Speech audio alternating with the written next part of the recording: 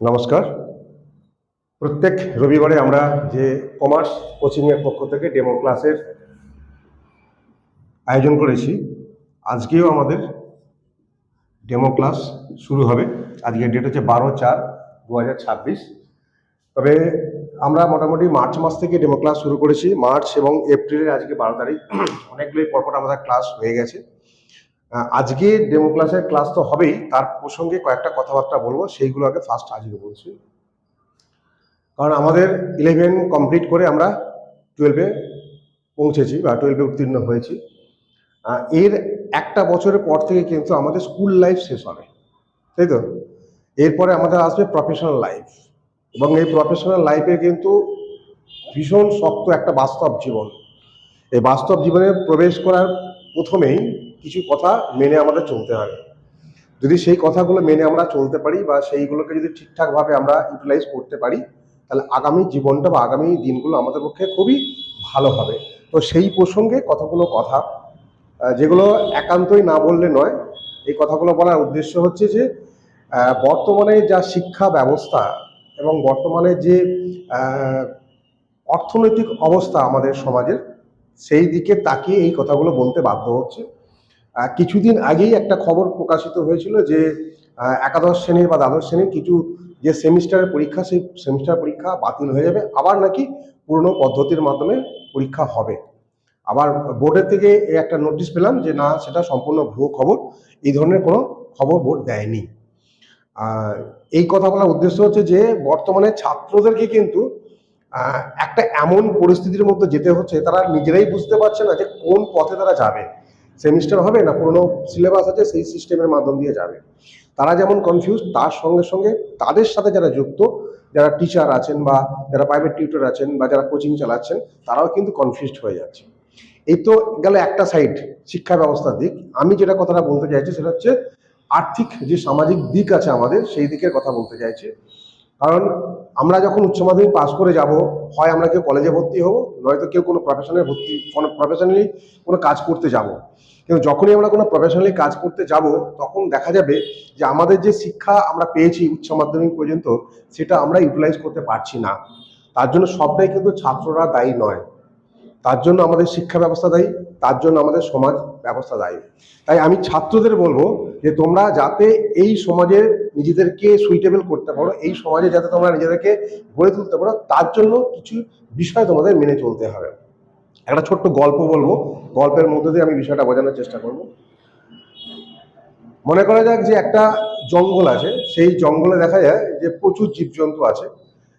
প্রত্যেক জীবজন্তু তাদের তাদের যে জীবনের যে চাহিদা, সেটা তারা জঙ্গল থেকেই তারা মেটায়। তো আমরা জানি যে এক একটা প্রজাতি তাদের জীবন রক্ষা করার জন্য আর একটা প্রজাতিকে তারা খায় বা তাদেরকে ধ্বংস করে। এইভাবে আমাদের জীবনচক্র চলে, কারণ তারা তো কোনো রকম ফসল উৎপাদন করতে পারে না, তারা অপর জীবনের উপর নির্ভরশীল থাকে। তো এই জঙ্গলে দেখা গেছে যে প্রচুর পরিমাণে হরিণ আছে, এবং সেখানে আরো কিছু হিংস্র জীবজন্তু আছে, সিংহ আছে, বাঘ আছে। তা দেখা যায় প্রত্যেক দিনই বাঘ কোনো না কোনো হরিণকে মেরে তাদের জীবিকা নির্বাহন করে। এবার প্রত্যেক দিনই দেখা যাচ্ছে যে তারা কোনো হরিণের পেছনে ছুটছে এবং হরিণও ছুটছে। কোনো হরিণকে তারা মেরে ফেলছে, কোনো হরিণকে তারা মারতে পারছে না। গল্পের বিষয়বস্তুটা আমি এখানেই বলতে চাইছি। মনে করো একটা হরিণের মাথায় প্রচন্ড পরিমাণে তার শিং আছে, আর একটা হরিণের মাথায় কোনো শিং নেই, ন্যাড়া, কিছু নেই। এবার দুটো বাঘ দুটো হরিণকে তাড়া করলো। যে সিংহলা সেও জঙ্গলের মধ্যে ছুটছে, আর যার সিং নেই সেও জঙ্গলের মধ্যে ছুটছে। কিছুক্ষণ পর দেখা গেল যার মাথায় সিং আছে তাকে কিন্তু বাঘটা ধরে ফেলেছে, কিন্তু যার মাথায় সিং নেই তাকে কিন্তু বাঘটা ধরতে পারেনি। কেন ধরতে পারেনি? কারণ হচ্ছে যে আমরা যখন ছুটে চলবো, আমাদের মাথায় যদি বিশাল বড় বোঝা থাকে, তাহলে আমাদের পক্ষে কিন্তু ছোটা সম্ভব নয়। কিছু দূর যাওয়ার পরে আমরা ক্লান্ত হয়ে পড়বো, নচেত আমাদের মাথার যে বোঝাটা আছে সেটা কোনো জায়গায় আঘাতপ্রাপ্ত হতে পারে, কোনো জায়গায় বিদ্ধ হতে পারে। তাহলে আমাদের যে তাড়না বা আমাদের যে ছোটার গতিটা, সেটা কিন্তু স্টপ হয়ে যেতে পারে। কিন্তু যার মাথায় এই চিন্তা ভাবনাগুলো নেই, যার মাথায় কোনো বোঝা নেই, সে কিন্তু দূরে একটা লক্ষ্য রেখে তার টার্গেট আছে যে আমি ওই জায়গায় যদি পৌঁছাতে পারি, তাহলে আমাকে বাঘটা ধরতে পারবে না। তাহলে আমি কিন্তু আপ্রাণ চেষ্টা করব ওই জায়গাটা পৌঁছানোর জন্য। দুটো হরিণের ক্ষেত্রে ঠিক একই ঘটনা ঘটেছিল, দুজনেই ওইদিকে ছুটে যাওয়ার চেষ্টা করেছিল।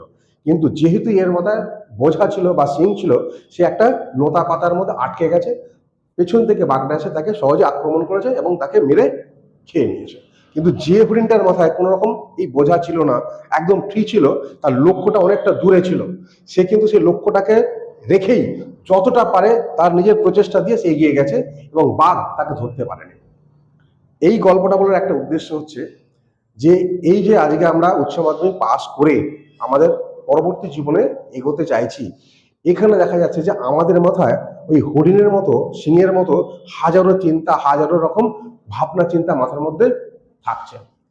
যদি এই রকমই থাকে তাহলে আমাদের যেটা লক্ষ্য আগামী দিনে জীবনটাকে সুন্দর করা, ভালো করা, তাহলে সেক্ষেত্রে কিন্তু এই হরিণের মতো আমরা জালের মধ্যে বা কোনো রকম লতা পাতায় আটকে যেতে পারি।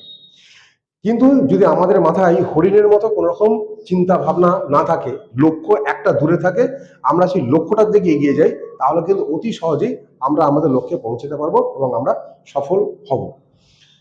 এটা বলার উদ্দেশ্য এই জন্যই যে এই যে মাথার মধ্যে চিন্তা ভাবনাগুলো আসছে, এগুলো একদম ত্যাগ করতে হবে। লক্ষ্য থাকবে একটাই, আগামী দিনে আমার একটা সুন্দর জীবন গড়ে তোলা। সুন্দর জীবন গড়ে তুলতে গেলে তাকে একটা প্রসেসের মধ্য দিয়ে যেতে হবে, কিছুটা অনুশীলন, কিছুটা প্র্যাকটিস, কিছুটা চিন্তা ভাবনা, ফোকাস, এই বিষয়টা থাকতে হবে। এটা যদি না থাকে তাহলে কিন্তু এগোনো যাবে না। কেন কথাটা বললাম? যে যারা উচ্চ মাধ্যমিক পাস করলো, যারা সায়েন্সে পড়ছে তারা জয়েন্ট পরীক্ষা দেবে, কেউ ডাক্তার হবে, কেউ ইঞ্জিনিয়ার হবে। যারা আর্টসে পড়ছে তারা তাদের আর্টস স্ট্রিম নিয়ে টিচারিং এর দিকে বা আদার্স অন্যান্য কাজে তাদের দিকে যাবে। কিন্তু যারা কমার্স নিয়ে পড়ছে তাদের সব থেকে বেশি সুযোগ এই মুহূর্তে, কারণ এই মুহূর্তে সমাজের কোনো চাকরি আছে বলে তো আমার মনে হয় না। তোরা দেখলে বুঝতে পারবি যে এই মুহূর্তে বর্তমানে যে অবস্থা, চাকরির অবস্থা একদম শেষ করে ফেলেছে।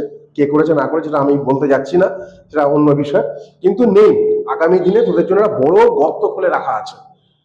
এখন মনে হচ্ছে জীবনটা খুব ভালো, কিন্তু এখান থেকে বেরোনোর পর দেখবি একটা বড় গর্ত, সেই গর্তে পড়ে যাবি তোরা, সবাই পড়বে। কিন্তু যে তার পদ্ধতিগুলো জানবে, সিস্টেমগুলো জানবে, সে গর্ত থেকে বেরিয়ে আসতে পারবে। কমার্সের এই মুহূর্তে চাহিদা কেন বেশি? কারণ এই মুহূর্তে ম্যাক্সিমাম দেখা যাচ্ছে ছোটখাটো বিজনেস আসছে, জিএসটি হচ্ছে, ইনকাম ট্যাক্স আছে, পিএফ আছে, ইএসআই আছে, এই ধরনের ভ্যারাইটি কাজগুলো কিন্তু বর্তমানে এখনো আছে। তাহলে কমার্সের ছাত্রদের পক্ষে এখানে একটা সুইটেবল পজিশন আছে। তারা যদি এই কাজগুলো ঠিকঠাকভাবে শিখতে পারে তাহলে কিন্তু অন্ততপক্ষে নিজের সংস্থানটা করে নিতে পারবে। এটা আমার 100% গ্যারান্টি, 100% গ্যারান্টি, যেটা একটা আর্টসের ছাত্রের পক্ষে, একটা সায়েন্সের ছাত্রের পক্ষে কিন্তু সম্ভব নয়। তো সেই জন্য বললাম যে অ্যাকাউন্টেন্সি যে ক্লাসগুলো হচ্ছে সেগুলোকে প্রত্যেকটা ক্লাস ভালো করে লক্ষ্য করবি, প্রত্যেকটা ক্লাস ভালো করে ফলো করবি, প্র্যাকটিস করবি। আমার ইউটিউব এবং ফেসবুক চ্যানেলে আমার সমস্ত ভিডিওগুলো দেওয়া আছে, যেখানটা বুঝতে অসুবিধা হচ্ছে সেখানে তারা আবার দেখে নিতে পারবে, 1 নম্বর। এবং আমার ফোন নাম্বার দেওয়া আছে, কোনো বিষয়ে প্রবলেম হলে মেসেজের মাধ্যমে, হোয়াটসঅ্যাপের মাধ্যমে আমাকে জানালে আমি তার প্রশ্নের অবশ্যই উত্তর দেবো। তো ঠিক আছে, আজকে আমরা এই পর্যন্ত এটা শেষ করলাম, চলে যাবো আমাদের পরবর্তী ডেমো ক্লাসে।